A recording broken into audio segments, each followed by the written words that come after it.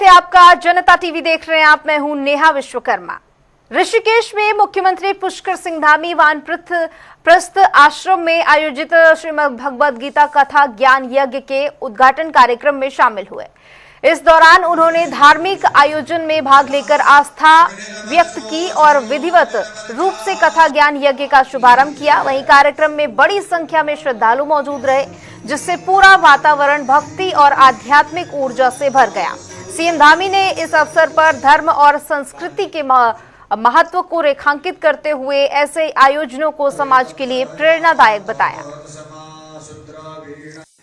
और मेरा सौभाग्य है कि मुझे भी आप सबके सानिध्य में इस बहुत ही पुण्य अवसर पर आप सबका सानिध्य प्राप्त हो रहा है, शुभ अवसर प्राप्त हो रहा है।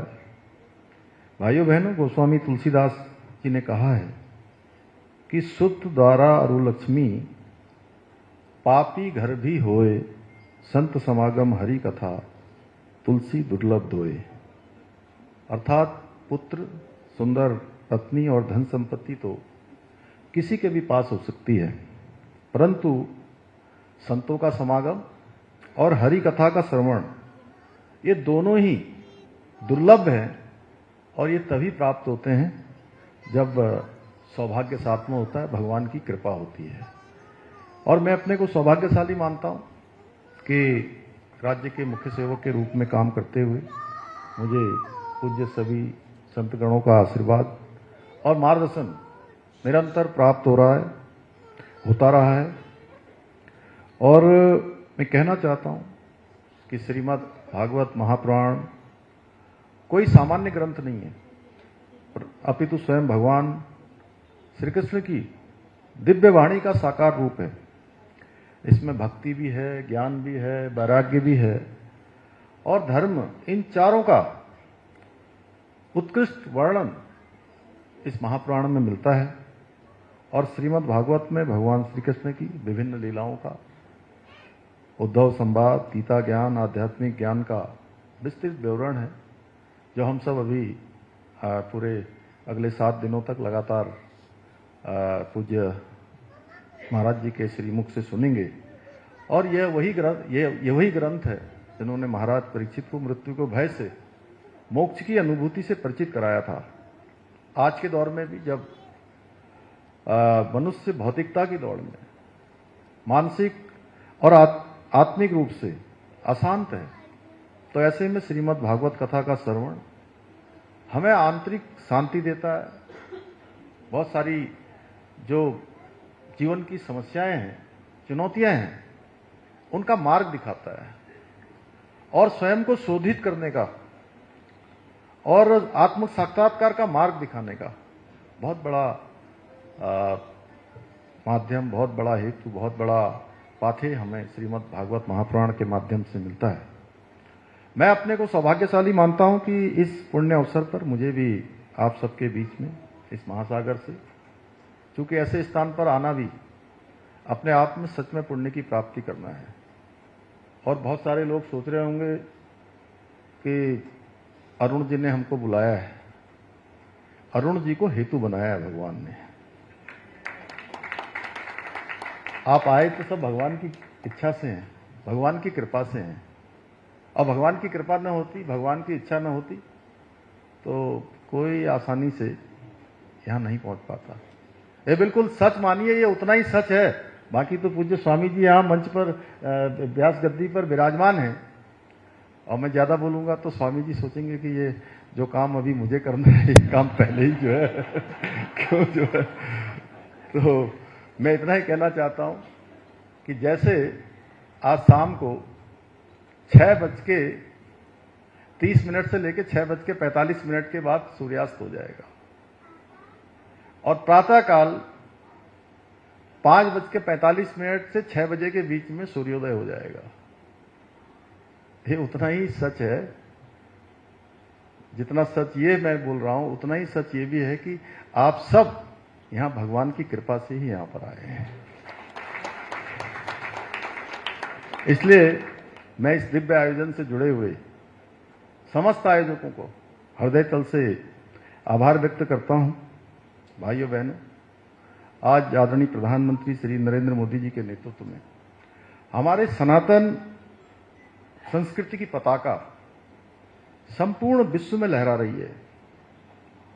अभी पूज्य स्वामी जी के बारे में जो कहा पूज्य चिदानंद जी ने कि जिस दिन वहां प्राण प्रतिष्ठा का कार्यक्रम हो रहा था, भगवान विराजित हो रहे थे, तो भगवान को विराजित होने के लिए हम सबको लंबे समय तक प्रतीक्षा करनी पड़ी। कई पीढ़ियां खप गई, लग गई, शताब्दियां बीत गई और ये काम प्रधानमंत्री श्री नरेंद्र मोदी जी के नेतृत्व में हम सबको देखने को मिला। और 2027 चुनाव की तैयारी में उत्तराखंड कांग्रेस एक्टिव मोड में नजर आ रही है। प्रदेश अध्यक्ष गणेश गोदियाल संगठन को मजबूत करने में जुटे हुए हैं। ब्लॉक अध्यक्षों की नियुक्ति पूरी तरह से कर ली गई है और पीसीसी कार्यकारिणी को लेकर हाईकमान में मंथन जारी है। कांग्रेस का दावा है कि इस बार जनता को जागरूक करके सत्ता परिवर्तन की जमीन तैयार की जाएगी।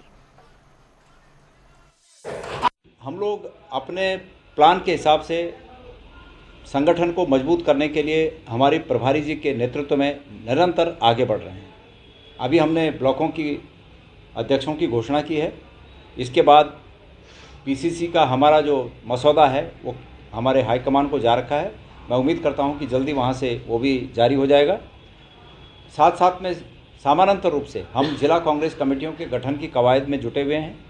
हम इसके साथ साथ जिला कांग्रेस कमेटी के अध्यक्षों से ये कहेंगे कि जो भी नव नियुक्त ब्लॉक कांग्रेस के अध्यक्ष हैं उनसे ब्लॉक कांग्रेस की कमेटियों का ब्यौरा लेकर उसको भी गठित करें और न्याय पंचायत स्तर से लेकर और बूथ तक हम अगले 2-3 महीने में कांग्रेस को बिल्कुल पार्टी को चाक चौबंद कर देंगे कि हम चुनाव में मजबूती के साथ आगे बढ़ें।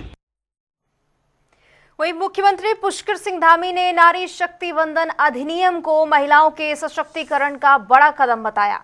उन्होंने कहा कि इस कानून से किसी राज्य के अधिकार कम नहीं होते हैं बल्कि सभी को समान अधिकार मिलता है। साथ ही विपक्ष पर भ्रम फैलाने का आरोप लगाते हुए कहा कि प्रधानमंत्री नरेंद्र मोदी के प्रयास जारी हैं और जनता ही जवाब देगी। इसको पूरी दुनिया देखती और किसी को श्रेय लेने की कोई बात नहीं थी। प्रधानमंत्री जी ने स्वयं अपने वक्तव्य में कहा कि सभी दल अगर इसमें बढ़ चढ़कर भाग लेंगे, सभी महिलाओं के अधिकारों को देने के लिए अपनी सहमति व्यक्त करेंगे, एक मत से सब लोग जो है आगे आएंगे तो सबको श्रेय मिलेगा। किसी एक दल को कोई श्रेय मिलने जैसी बात नहीं थी। यह अवसर हमारी मातृशक्ति को, हमारी बहन को, बेटियों को, हमारी मातृशक्ति को सशक्त बनाने की दिशा में एक महत्वपूर्ण निर्णय हो सकता था, लेकिन इनके विरोध के कारण Congress party, Samajwadi party, TMC, DMK और इन्होंने इस ऐतिहासिक अवसर का जिस पुरजोर तरीके से विरोध किया और विरोध करने के बाद जैसा अभी रुचि भट्ट जी ने कहा, जब वो संसद में वो विधेयक गिर गया और गिरने के बाद जिस प्रकार से उन्होंने जश्न जैसा मनाया, ऐसा लगा कि उन्होंने सारी मातृशक्ति को हरा दिया है, जबकि इतिहास इस बात का साक्षी है कि मातृशक्ति कभी हारती नहीं। मातृशक्ति तो सबको जो है कहीं ना कहीं जहां से मातृशक्ति शुरू होती है वहीं से सब कुछ शुरू होता है, वहीं से सृष्टि आगे बढ़ती है।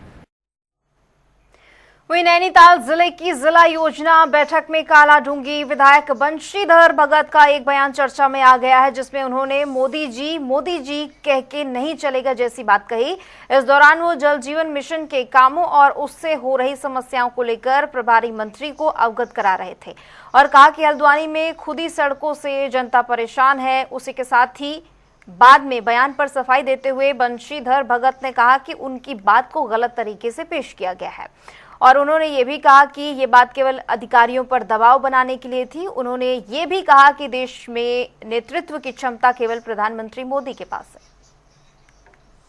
देखिए, इस देश में हर चीज मोदी के नाम से चलेगी नहीं, दौड़ेगी। वो तो अधिकारियों के ऊपर थोड़ा दबाव बनाने के लिए मैंने कहा, लेकिन इस देश में वास्तव में मोदी जी की जो नेतृत्व की क्षमता है वो किसी के अंदर नहीं है। और कल जो महिलाओं के लिए आरक्षण की बात उन्होंने कही, एक बहुत दूरदृष्टि की बात कही है जिसको कांग्रेस ने फेल किया है, तो उसका दंड कांग्रेस को यहाँ की मातृशक्ति देगी। और कल की बात को लोगों ने खाली एक गलत तरीके स्वरूप दिया है। वो तो एक बैठक में अधिकारियों के ऊपर थोड़ा दबाव बनाने के लिए मैंने कहा कि काम करो, लेकिन ये बात वास्तव में है कि इस देश का नेतृत्व मोदी जी के अलावा कोई संभाल नहीं सकता। मोदी जी ही सब कुछ करने वाले हैं। वहीं उत्तराखंड बीजेपी के पूर्व प्रदेश अध्यक्ष और पूर्व कैबिनेट मंत्री बंशीधर भगत के जल जीवन मिशन को लेकर दिए गए बयान के बाद प्रदेश की सियासत गर्मा गई है। कांग्रेस के पूर्व प्रदेश अध्यक्ष करण माहरा ने इस पर प्रतिक्रिया देते हुए कहा कि ये बयान बीजेपी सरकार की सच्चाई को उजागर करता है और विकास के दावों पर सवाल खड़े करता है। उन्होंने आरोप लगाया कि वर्षों से जनता की जिस विकास की तस्वीर दिखाई जा रही थी, अब वो जमीनी हकीकत में कमजोर है।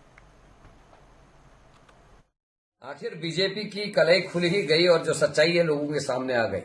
अब पूर्व प्रदेश अध्यक्ष, पूर्व कैबिनेट मंत्री आदरणीय बंशीधर भगत जी ने एक बात कल बहुत जोर शोर से कैबिनेट मंत्री की मीटिंग में कही। उन्होंने कहा कि अब मोदी मोदी कहने से कुछ नहीं होने वाला, हमें काम करना होगा।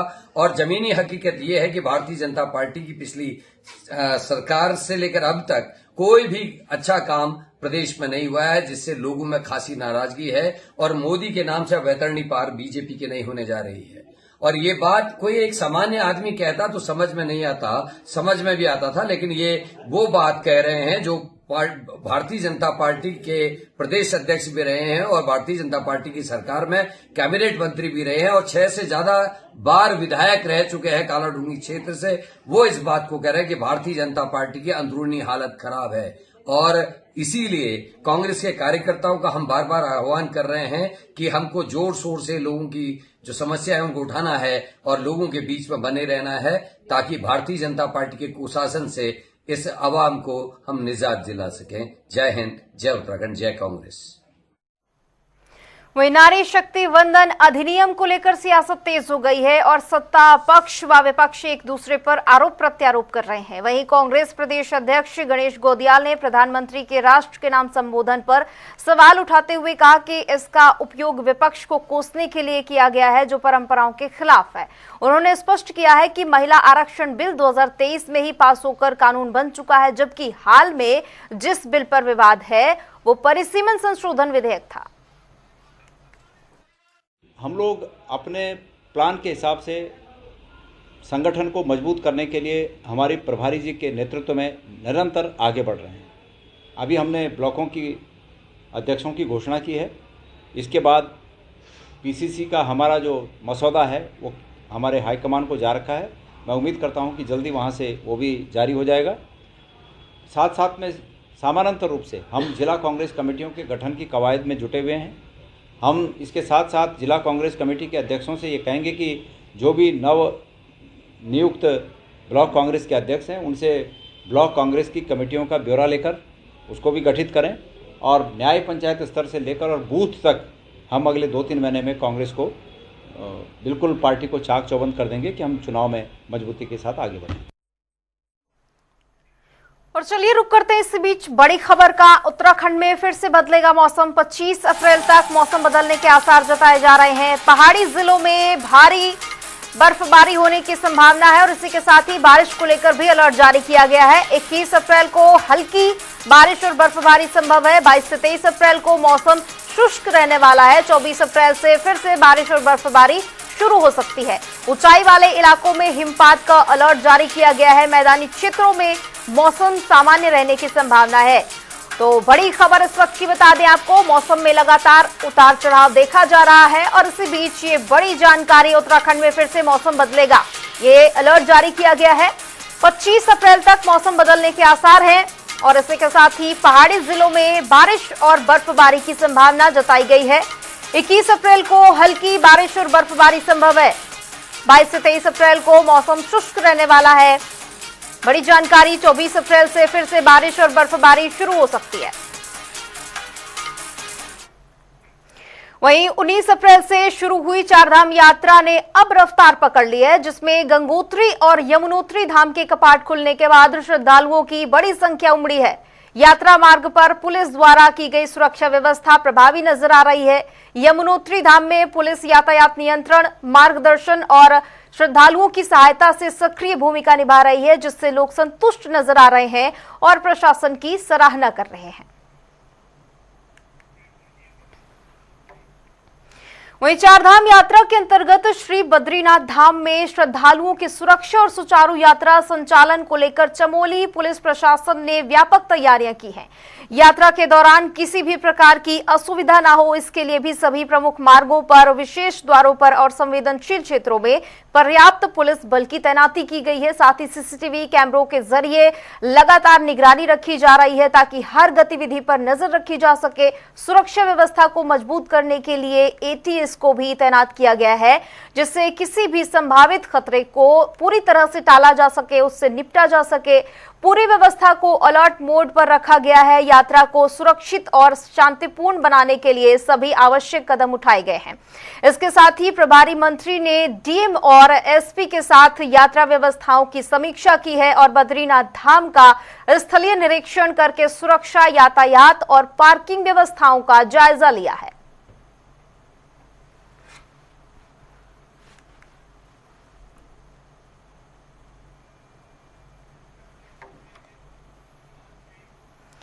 और रुड़की के मंगलौर में राष्ट्रीय लोक दल के राष्ट्रीय महासचिव त्रिलोक त्यागी का जोरदार स्वागत हुआ। उन्होंने बताया कि 2 मई को गुरुकुल नारसन के हरजौली गांव में जयंत चौधरी जनसभा को संबोधित करेंगे और इसी के साथ ही चौधरी चरण सिंह की प्रतिमा का अनावरण भी करेंगे।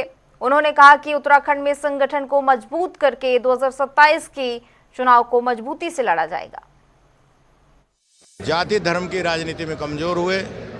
हमारे पास जिस तरह मजबूत नेता होने चाहिए थे वो हमारे पास नहीं थे। अब हमारा कारवां चल पड़ा है। मोंटी जैसे, राजेंद्र पंत जैसे तमाम नेता हमारे पास मौजूद हैं।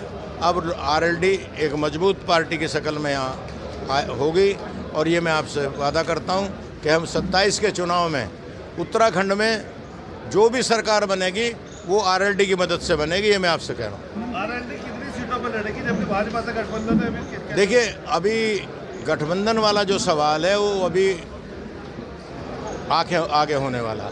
अभी तो हम सब जगह तैयारी कर रहे हैं, अच्छे उम्मीदवार छांट रहे हैं। देखिए, हमारे महामंत्री जी आज मंगलौर में आए हैं। 2 मई को हमारे राष्ट्रीय अध्यक्ष जी आ रहे हैं, तो आप समझ सकते हैं कि पार्टी पूरी तरीके से सक्रिय है, हमारी टीम पूरी तरीके से सक्रिय है। आने वाले 2027 में इंशाअल्लाह मंगलौर विधानसभा में ही नहीं, पूरे उत्तराखंड में आरएलडी का परचम लहराने का काम होगा। वहीं बीजेपी के कार्यक्रमों में प्रभारी की गैर मौजूदगी पर सवालों के बीच बीजेपी प्रवक्ता कमलेश रमन ने पलटवार किया है। उन्होंने कांग्रेस पर निशाना साधते हुए कहा कि उनका दौरा जनहित नहीं बल्कि आंतरिक कलह सुलझाने के लिए था। बीजेपी का दावा है कि उनका संगठन लगातार सक्रिय है, जबकि कांग्रेस आपसी खींचतान से जूझ रही है। हमारे प्रदेश प्रभारी का क्या मुकाबला शैलजा जी करेंगी? वो पहले अपने नेताओं के ऊपर ही पार बसा लें, जो अलग अलग विष पुरुष, उजियाड़ू, बल्द, फ्यूज, कारतूस जैसे शब्दों से अपने नेताओं को संज्ञा देते हो। वो ऐसे नेताओं का जो लठम लठा सूतना कपास और लठम लठा कांग्रेस में चल रही है, वो उस जो फैले हुए रायता है कांग्रेस का, वो उसी को समेट ले पहले, तभी हमारे ऊपर आरोप लगाने का काम करें। हमारे प्रभारी जी हमेशा प्रदेश को समय भी देते हैं और हर जो कार्यक्रम होते हैं उनमें पूरी कोशिश करते हैं। ये बात अलग है, अगर वो कहीं हो नहीं आ पाते वो अलग बात है। लेकिन अगर पहली बार यहाँ पर शैलजा जी पहुंची, और वो भी तब पहुंची जब कांग्रेस में इतनी सिर फुटबॉल, इतने बर्तन बज रहे थे, आपस में एक दूसरे का टकराव हो रहा था, तब पहुंची। और दोबारा भी वो आएंगी तो वो इसीलिए आएंगी कि वो अपने ही नेताओं को समेटने में लगी रहेंगी, अपने ही नेताओं में सामंजस्य बनाने में लगी रहेंगी। जनता की समस्याओं से या जनता से उन्हें कोई लेना देना नहीं है। कांग्रेस का हमेशा से रहा है कि जनहित के मुद्दे कांग्रेस के लिए गौण होते हैं और अपनी पार्टी का जो उनका सिर फुटबॉल है ये कहीं ना कहीं सर्वप्रथम रहता है। तो जाहिर सी बात है कांग्रेस के अंदर तो अभी यही लट्ठम लट्टा है, टिकट किसको मिलेगा और चुनाव में मेन किसका चेहरा होगा। तो कोई अवकाश पे चला जाता है, कोई कोप भवन पे चला जाता है, ये तो कांग्रेस का है। तो इसीलिए सब जितने भी कोप भवन पे या अवकाश पर है उनको निकालने के लिए शैलजा जी यहाँ पर पहुंचती है। देखेंगे जिस दिन वो जनता के हित में बात करेगी। वहीं रुड़की के रहीमपुर गांव में एक बड़े सरकारी तालाब में सौंदर्यीकरण के नाम पर अवैध खनन का मामला सामने आया है, जिससे प्रशासन में हड़कंप मच गया है। नगर पंचायत पाडली गुर्जर के सभासदों की शिकायत पर ज्वाइंट मजिस्ट्रेट ने तुरंत कार्रवाई करते हुए काम को रुकवा दिया है और पूरे मामले की जांच के आदेश दिए गए हैं। चौंकाने वाली बात यह है कि बिना किसी एनओसी के ये काम चल रहा था और इसकी भनक प्रशासन को नहीं लगी। अब इस पूरे मामले में लापरवाही या फिर मिलीभगत के एंगल से भी जांच की जा रही है, जिससे कि कई अधिकारियों पर भी कार्रवाई होने की संभावना है। इसमें रहीमपुर का ये सौंदर्यीकरण के लिए परमिशन दिया गया था, ताकि ना कि खनन का। इस बीच में शिकायत और साथ ही साथ पता चलते ही हमारा नायब तहसीलदार के द्वारा कई ट्रैक्टर को पकड़ा भी गया और उसके खिलाफ चालान भी हुआ है और उसका कौन ब्लॉक के माध्यम से करा रहे थे, अभी मैंने कल ही उनको बुला के तुरंत रुकवा भी दिया है और आगे का कार्रवाई होगा वो बिना बीडीओ का सुपरविजन में होगा। और कई बाउंड्री इसको लगता है कि इमली खेड़ा पाडली गुज्जर में भी लगता है, तब ये दोनों का एनओसी लेके ही आगे का काम करेंगे और उसी ठेकेदार से कहाँ उन्होंने कुछ धूल वगैरह किया है उसका सफाई भी कराया जाएगा। हाँ, उस जांच पे अभी पाया जाता है तो फिर डेफिनेटली रिकवरी होगी, क्योंकि ये सरकार का है, सरकार का लॉस हो सकती है, तो उस हिसाब से उसका रिकवरी भी किया जाएगा। घोटाला है, ये करोड़ों से ऊपर का यहाँ पर खनन हो चुका है और हम ये अपील करते हैं कि इसकी जांच होनी चाहिए और इसकी रिकवरी होनी चाहिए। चारों तरफ आप घूम के देख लो, भराव चल रहे हैं, 800 रुपये ट्राली, 1000 रुपये ट्राली। ये और ईदगाह में भी 1400 रुपये की ट्राली गिरी हुई है, 80,000 रुपये ले रखे हैं। धर्म के नाम पे भी ये खनन हो रहा है यहाँ पर। तालाब का मामला आपको मोमिन भाई ने बता दिया है कि 2024 में ये तालाब आवंटन हुआ था और तब यहाँ नगर पंचायत बनी थी, लेकिन बोर्ड यहाँ बैठा नहीं था। उस दौरान से इसकी परमिशन के दौरान ये हुआ था, लेकिन अभी इसमें 2 महीने से लगातार खुदाई चल रही है। और जो हमारे भाई ने बताया कि लगभग 1.5 करोड़ का, जिसे सुनकर मैं भी चौंक रहा हूँ कि 1.5 करोड़ की मिट्टी उन्होंने बेच दी है बिना किसी को बिना किसी के सुध के इन्होंने मिट्टी बेच दी। और क्या इसमें शासन प्रशासन संलिप्त नहीं है? तो उत्तराखंड के खास बुलेटिन में फिलहाल